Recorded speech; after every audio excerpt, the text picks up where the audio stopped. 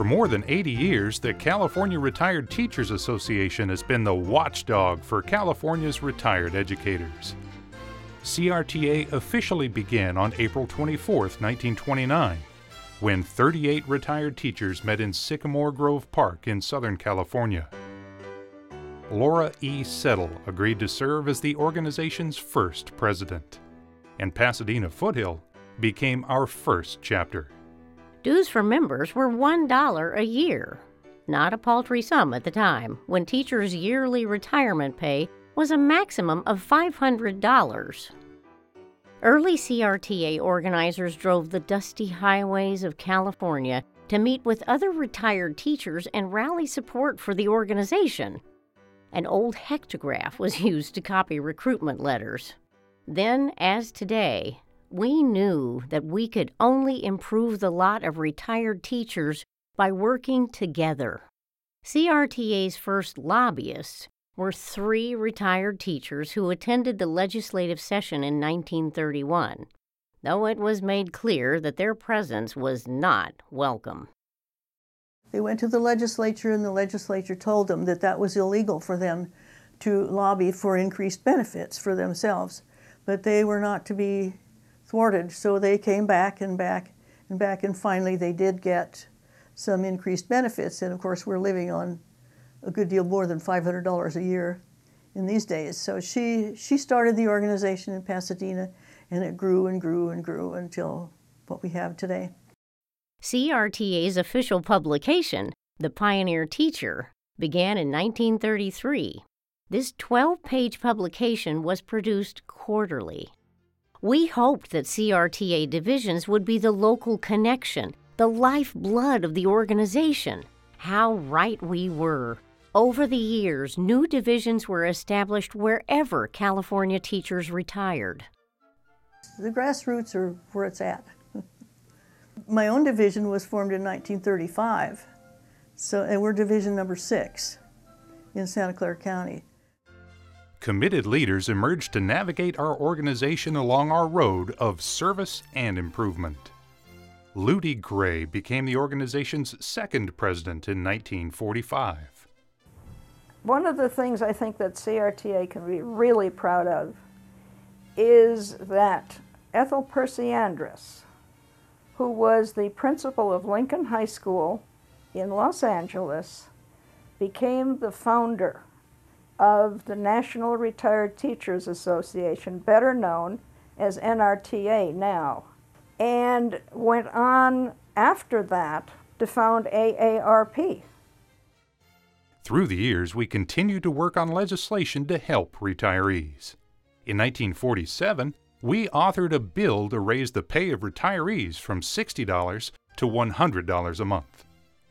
In 1956, we backed legislation to increase the retirement allowances of 90% of retired teachers, added disability benefits, and a $400 death benefit. In 1971, Governor Ronald Reagan signed CRTA-backed legislation that significantly changed the formulas used for teacher contributions and retirement benefits. Listen to what our past presidents had to say. Membership means money and legislative clout. A rising CRTA tide lifts all division boats. There is a bond, almost indefinable, that ties us all together in CRTA.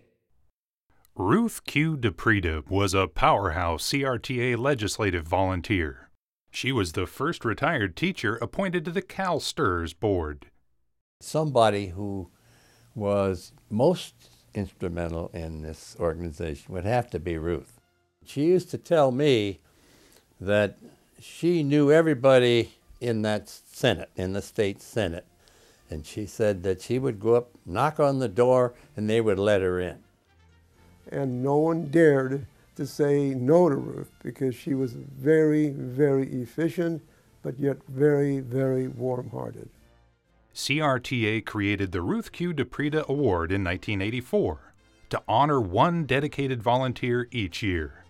Ruth herself received the first award. In 1985, our periodical, The Pioneer Teacher, evolved into a monthly newsletter called CRTA Contact. In the 1980s, CRTA retained its first professional legislative advocate, who is still with the organization after more than 25 years. In 1999, CRTA supported legislation that guaranteed a minimum yearly retirement for teachers with 20 years service. The benefit increase was valued at $1.1 billion over 30 years.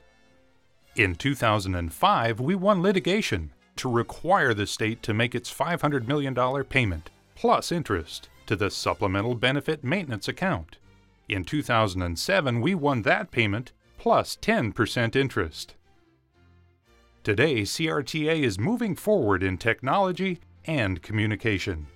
Every division has its own website, and CRTA's bi-monthly publication Contact is an up-to-date 4-color magazine. Friendship, fun, enjoying each other's company, being like family, looking forward to the next time we see each other. Members gather at monthly luncheons, plan day trips and extended vacations, play cards, and a variety of other fun activities. Through the years, CRTA has fought to improve purchasing power protection through the Supplemental Maintenance Benefit Account. In spite of the state finances being what they are, we have gotten several good things done in the past couple of years. One of them was that we defeated the governor's proposal to cap our purchasing power protection at 80%. We got him to change his mind on that, and not only that, but we got him to raise it, to agree to raise it to 85%.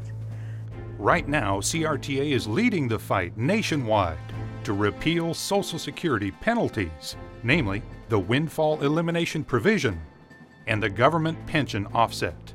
The WEP and GPO affect nearly 1 million Californians, and CRTA is committed to repealing these unfair penalties. There are people outside of CRTA who are doing their best to destroy the funding that we have for our retirees. So we have to remain vigilant. We have to stay strong. We need to have increased membership because the more members we have, the stronger we'll be.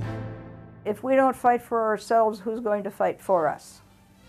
With you and for you, our future looks bright. Rebranding and redefining our image by changing our acronym to CalRTA is the first step toward achieving our goals during the next 80 years. As we move into the future, CalRTA is committed to reaching out to all retired educators so they can join the CalRTA family. Celebrate your future. Honor your past. For more than 80 years, CalRTA has worked to improve and protect retirement benefits for California's retired educators.